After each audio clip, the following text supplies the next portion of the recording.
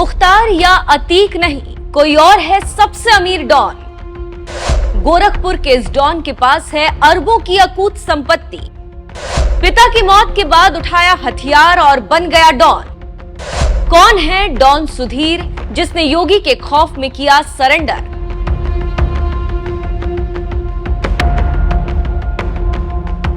नमस्कार, मैं हूं दिव्यांजलि मोइत्रा। उत्तर प्रदेश में जब भी माफिया राज की बात होती है या मोस्ट वांटेड गैंगस्टर का जिक्र आता है तो जहन में दो नाम सबसे ऊपर आते थे, मुख्तार अंसारी और अतीक अहमद, जिन पर कभी सपा बसपा जैसी पार्टियों का हाथ रहा। लेकिन योगी आदित्यनाथ के सत्ता में आते ही दोनों माफियाओं का साम्राज्य मिट्टी में तो मिल ही गया, दोनों माफिया भी मिट्टी में दफन हो गए। लेकिन क्या आप जानते हैं, इसी यूपी में एक और गैंगस्टर है जो मुख्तार और अतीक से भी ज्यादा अमीर है और जिसका सीधा रिश्ता सीएम योगी आदित्यनाथ के गोरखपुर से। इस गैंगस्टर का नाम है सुधीर सिंह।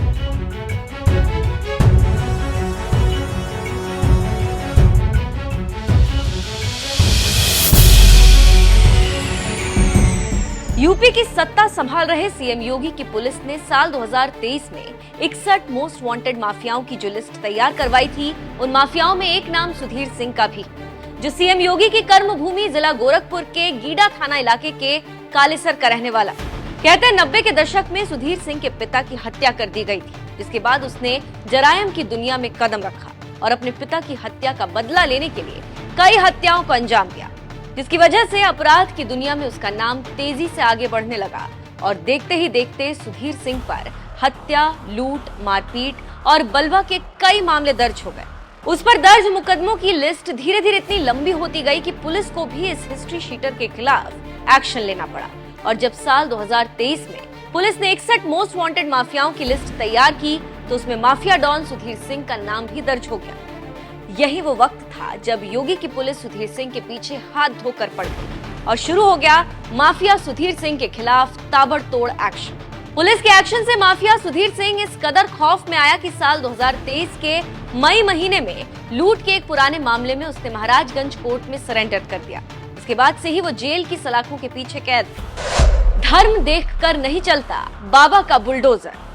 जब तक माफिया मुख्तार अंसारी और अतीक अहमद जिंदा था, उसके अवैध साम्राज्य पर बुलडोजर चलाने में योगी सरकार ने कोई कोताही नहीं बरती और अब तो दोनों ही माफियाओं की अवैध संपत्ति भी मिट्टी में मिल गई और दोनों माफिया भी मिट्टी में दफन हो गए।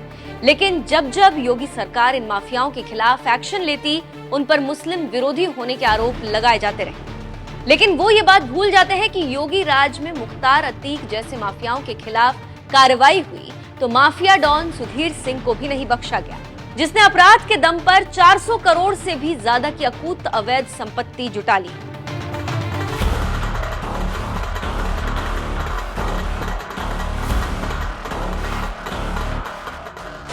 माफिया सुधीर पर चला सरकारी डंडा।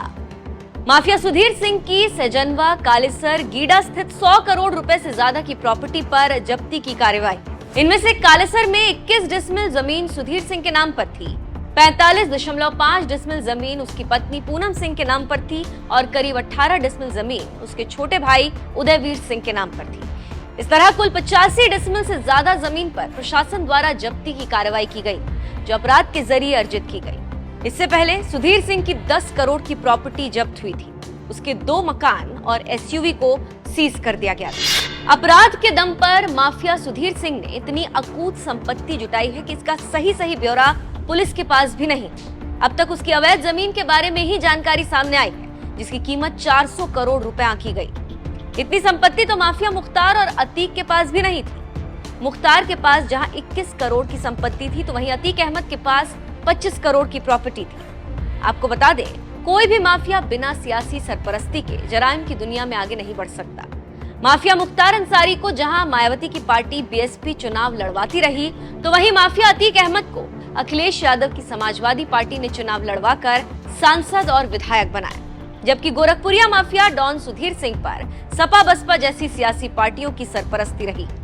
सपा सरकार में पैठ बनाकर सुधीर सिंह खुद ब्लॉक प्रमुख बना, फिर अपनी पत्नी और मां को भी प्रधानी और जिला पंचायत का चुनाव लड़वाया। इतना ही नहीं, साल 2022 के यूपी विधानसभा चुनाव में तो बीएसपी से गठजोड़ कर सुधीर सिंह चुनाव में उतरा, लेकिन उसे जीत नसीब नहीं और अब उसकी जिंदगी फिलहाल जेल की सलाखों के पीछे बीत रही। सुधीर सिंह का अंजाम देखकर आप समझ सकते हैं कि बाबा का बुलडोजर धर्म देखकर माफियाओं के साम्राज्य को नहीं रौंदता। सरकार के लिए माफिया सिर्फ और सिर्फ माफिया, जिसकी सही जगह जेल में, और योगी सरकार ऐसे माफियाओं को जेल में पहुंचाने में कोई कसर नहीं छोड़ती। माफियाओं पर योगी सरकार की सख्ती को लेकर आपका क्या कहना है? अपनी राय हमें कमेंट कर जरूर बताएं।